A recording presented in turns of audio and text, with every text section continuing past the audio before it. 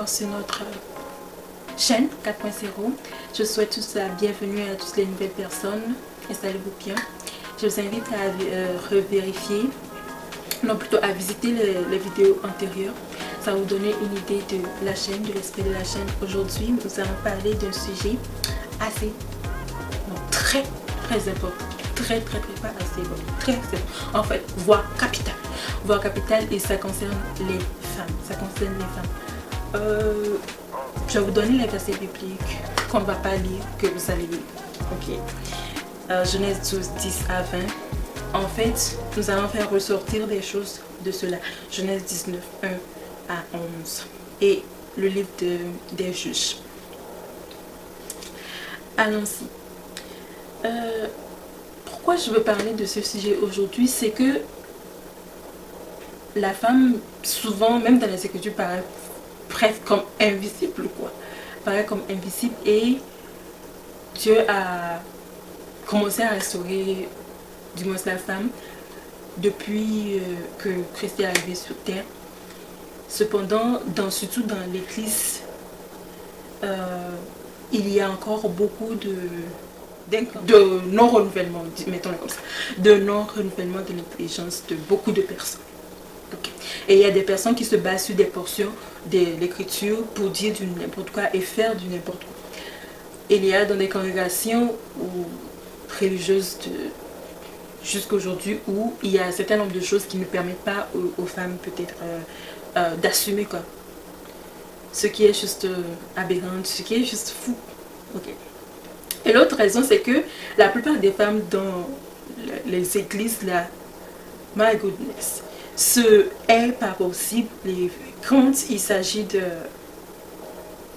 elles sont les premières à ne pas s'aimer, quoi, à se détester. Elles sont les premières à se lancer des pierres. Elles sont les premières à se dévaloriser littéralement. C'est ça. C'est une des deux raisons pour laquelle nous allons voir ça aujourd'hui, pour vraiment mettre la lumière sur beaucoup de choses et attirer l'attention par rapport à beaucoup de choses qui concernent la femme. Donc dans Genèse 12, 10 à 20, ça parle de l'histoire d'Abraham, de Dieu qui parle à Abraham de comment il a fait sortir de Ur, du pays des Chaldéens. On s'entend qu'il venait d'une nation païenne. En fait, toute la terre a péché, était privée de la gloire de Dieu. Tous les peuples étaient tous des idolâtres et des païens. Donc voilà Dieu qui nous ressort de là pour commencer à entamer une relation avec lui et ainsi avec ses descendants. Et il sort avec sa femme, ils sortent tous. Et il sort avec son neveu aussi, tout ce qui lui appartient de là. Donc tranquillement, ils s'en vont dans le pays que Dieu lui montrera, qu'il a montré, et ils vont là. Le point que nous allons étudier d'abord, c'est cet incident-là qui est arrivé, ou bien cette situation qui est arrivée où Abraham a menti en ce qui concerne Sarah, sa femme. Mais quand on analyse bien, on verra son fils aussi qui a menti concernant sa femme aussi. D'autres, quand on presse souvent cela, on montre par cet exemple la malédiction. Nous, on ne va pas parler de ça aujourd'hui. On parle dans un autre aspect. Dans le cas de Lot, dans Genèse 19, 1 à 11, on le voit, voilà les anges qui viennent, que Dieu a envoyés pour détruire Sodome et Gomorrhe, et les hommes de la ville sont sortis et ils ont dit, qui sont chez toi, voilà, amène-les pour que nous connaissions. On sait qu'on a vu qu'on parle de quand il y a deux hommes ou femmes, ou bien même hommes, dans ce cas précis, quand on parle de connaître, souvent dans des contextes comme ça, ça veut dire avoir des rapports sexuels littéralement. Et il leur dit d'amener ces gens-là pour qu'eux le connaissent. Et voilà le monsieur qui dit non, à la limite, ne faites pas ça, j'ai deux filles vierges, donc je vais les faire sortir. Vous allez faire n'importe quoi que vous voulez faire avec eux. Dans Juge aussi, ça c'est une histoire qui m'énerve, qui me met en tension. C'est l'histoire de monsieur qui avait déjà des femmes, quoi. Et en plus il avait une concubine et c'était quelque chose est arrivé, la femme est revenue chez son père tranquillement. Voilà le monsieur qui ressort un matin, qui retourne là-bas pour aller chercher cette même femme là, pour aller régler cette histoire là-bas, et il a ramené la femme. Ils sont partis. En chemin, ils se sont arrêtés, quoi, là, c'est le pays de Benjamin, quoi, là, ils se sont arrêtés là-bas. Et voilà, une tumulte, quelque chose qui arrive. Vous allez aller rouler. C'est le temps d'étudier, je vais aussi aller là-bas, vous allez voir ce que je dis. Et tranquillement, lui qui dit non, non, non, voilà, je suis venu avec ma concubine, il a sorti, fait ce que vous voulez faire. Ils ont violé, ils ont fait des malgoodness à cette femme-là. Elle était devenue comme morte. Et elle était littéralement perdue, elle est morte, quoi.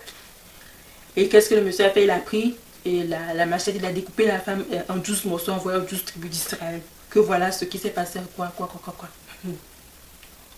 Donc, si quelqu'un sait déjà là où je m'en vais, quelqu'un a une idée déjà. Donc, dans des situations où ça chauffait, dans des situations où ça n'allait pas, donc littéralement, rapidement, s'il y avait quelque chose à changer en contrepartie, c'est les femmes qui envoient les filles. J'ai une fille, voilà, tiens, j'ai une fille, voilà, tu liquidais. À noter que l'autre là, bon, il avait 2 filles. Bon, allez revoir. Donc, lui, 2 filles, littéralement, qui n'ont jamais eu ce genre d'interaction. La première expérience que tu veux leur faire vivre, c'est une expérience avec des gens dégradés de ce temps. Des gens imbus de perversion pas possible, remplis d'entités démoniaques pas possible. Donc, tu es à l'aise à faire rentrer. Toi, tu as vu 2 messieurs qui arrivaient. Oh, mon Seigneur, voilà, je veux rentrer. Tu sais que c'est 2 gens qui sont venus. Donc, ils ne sont même pas capables. Ce n'est même pas des êtres humains. Ce n'est même pas des êtres humains. Rapidement, tu veux liquider tes enfants. Rapidement, tu veux liquider tes filles. Rapidement. Comme ça, tu es capable, tu es prêt à leur envoyer à l'abattoir. Pour des gens qui ne sont pas des êtres terrestres. À la limite, quoi. Et même si c'était des êtres terrestres. D'où tenait-il toute cette histoire? Voilà le monsieur Abraham qui avait sa amie. Ils sont entrés dans ce pays. Voilà une belle femme. Les belles femmes appartiennent au roi.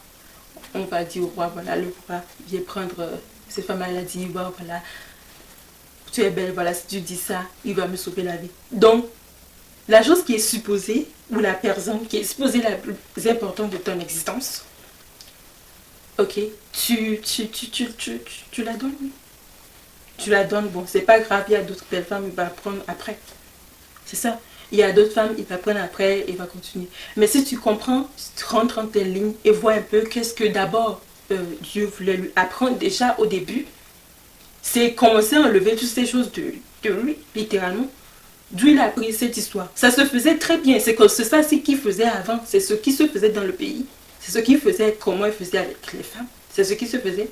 Donc, Dieu, d'abord même en bloquant, en faisant que Sarah n'a un sénat de sécurité, Sarah, d'abord cette histoire, c'était pour qu'il regarde la personne qui est en face de lui. C'est pour commencer à changer sa mentalité sur la femme, d'abord.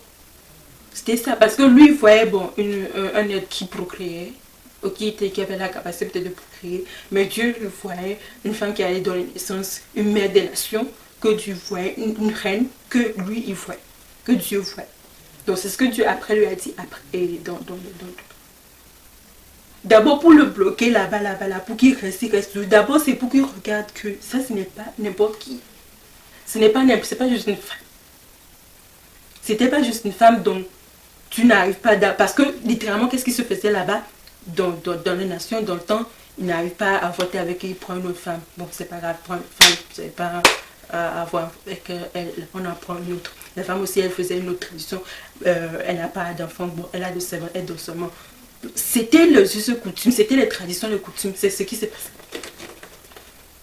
Donc, tout le temps là qui tarissait, qui naviguait, qui tarissait là, c'était le temps d'abord de changer sa mentalité sur la femme. C'était le temps de changer sa façon de prendre sur la femme. Mais elle n'avait pas changé ça jusqu'à Dieu est venu lui dire que, oh voilà, tu vois, je change le nom de si, maintenant ici. Elle va s'appeler Sarah, elle va s'appeler Sarah. L'autre aussi, son fils, il reprend, il fait la même chose. Bon, ça c'est normal. Elle n'a pas changé la mentalité là, c'est descendu. Le monsieur qui de juge là, lui, ce qui est énervant dans l'histoire, c'est qu'il avait déjà des femmes, il a encore les points concubines plus. Ok, concubine, l'enfant de quelqu'un est resté là-bas, ça n'allait pas, qu'est-ce qui s'est passé? Laisse l'enfant de quelqu'un en paix. Tu es retourné pour aller chercher l'enfant là. C'est comme si tu vas voir le père de l'enfant en question, lui disait, ok, attends, reste encore un jour avec moi, reste encore. C'était comme s'il savait qu'il y avait quelque chose, quoi, qui se passe, qui devrait arriver.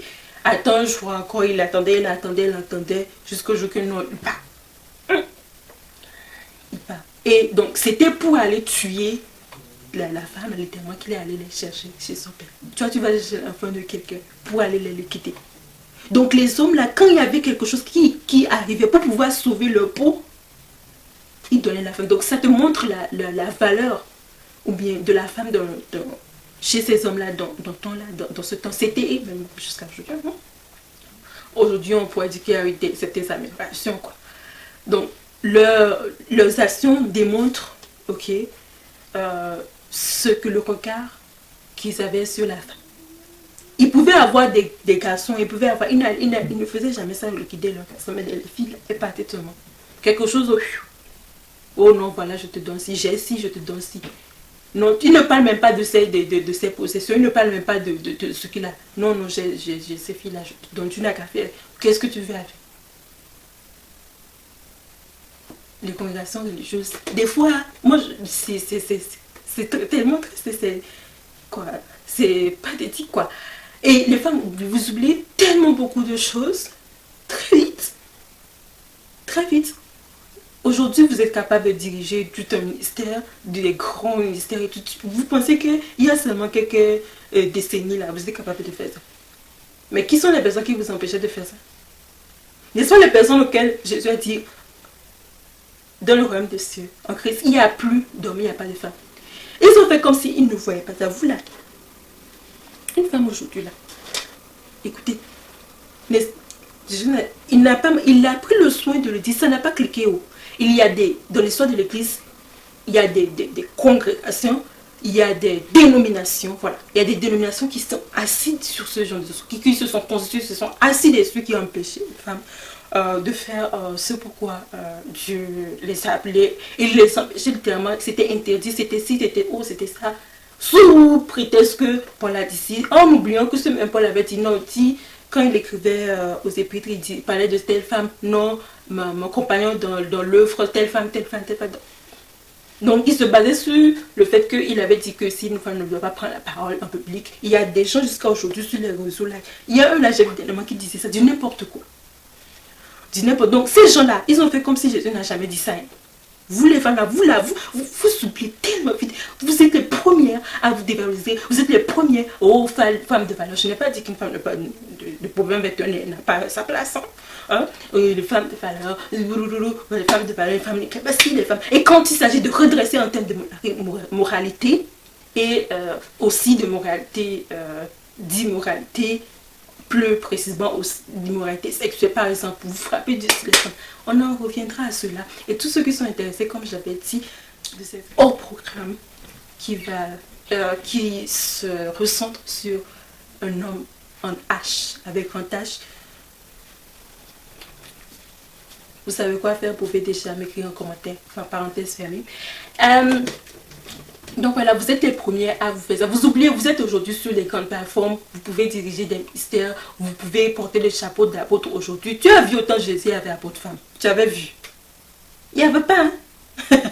Lui-même, il savait qu'il ne pouvait pas faire ça. Parce que dès qu'il faisait ça, même Samuel a été précipité rapidement. Donc, c'est aujourd'hui que les femmes occupent ce genre de fonction. Ok. En temps, il ne faisait pas. Même après que... C'était blanc, écrit blanc et noir là-bas. Il n'y a pas de femme, il n'y a pas de... En Christ, il n'y a pas d'homme, il n'y a pas de femme. Mais il sautait ça. La plupart des gens qui dirigent les églises, c'est quoi? C'est les hommes. Pour la plupart, aujourd'hui, on voit plus de femmes, n'est-ce pas, qui sont dans le leadership, voilà, dans des ministères, etc. Et ils ont fait semblant comme s'ils ne voyaient pas ça. Ils faisaient semblant comme s'ils ne comprenaient pas. Se basant sur des portions d'écriture qui étaient dans un contexte bien donné, pour des gens d'écriture bien donné. La personne qui a écrit ça n'avait pas il était renouvelé partout, sauf sur ça là. Il était renouvelé partout. Ok, l'intelligence renouvelée partout nous a parlé d'intelligence renouvelée, chapeau, chapeau, chapeau, chapeau. Mais si sur la femme là, il était un homme de son temps, de sa culture, il n'avait pas enlevé cela qui était dans son... voilà. Je pense qu'on a compris, je vais m'arrêter ici. Il est important qu'une femme réalise cela. Et que vous vous rendez compte. Avant de commencer à vous lancer, ou bien être tout le temps en train de vous flageller et de vous, je sais pas, dévaloriser entre vous ou dans votre regard de vous-même, il est important de mettre la lumière dessus. Il est important parce que pas moins que j'ai rencontré une personne qui a dit voilà, mais voilà, cette femme là c'est une femme qui dirige le ministère aux États-Unis. Oh non, mais cette femme là elle a violé l'ordre de Dieu, de quoi une femme ne peut pas prendre la parole en public, etc. Blablabla. Et comme Abraham, il y a plein d'hommes aujourd'hui qui n'ont pas une intelligence renouvelée, du moins par rapport à la femme de certains ou beaucoup d'aspects quoi.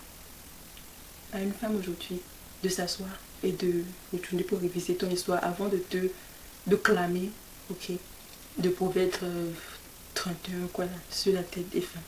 Mais vous réalisez que depuis le temps là, vous n'avez pas encore cherché les versets pour redresser, pour l'homme, pour dire voilà un homme doit ressembler à quoi.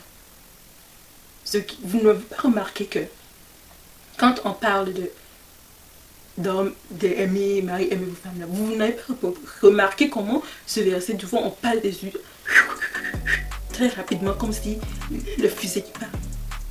Mais ceux qui vont venir dans notre programme, on aura le temps de passer par plusieurs aspects, ok, et on verra bien. Je vais m'arrêter ici. Là, je m'arrête. On se voit dans une autre capsule et surtout, portez-vous bien. Partagez, likez, commentez.